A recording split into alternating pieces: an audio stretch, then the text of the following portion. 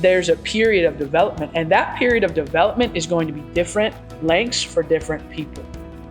That's what takes people out of that period early, is that they're so concerned that someone else's incubation period was shorter than theirs. Right, yeah.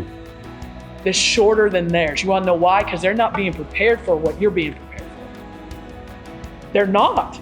What you're being prepared for is different than what someone else is being prepared for. So for you to compare lengths of an incubation period is futile. It makes zero sense, because what you're called to do is going to be different than what another person is called to do. One of the biggest ways to fail, and fail quickly, is to decide that it's time. You decide it's time to be out of that incubation period before you're supposed to be.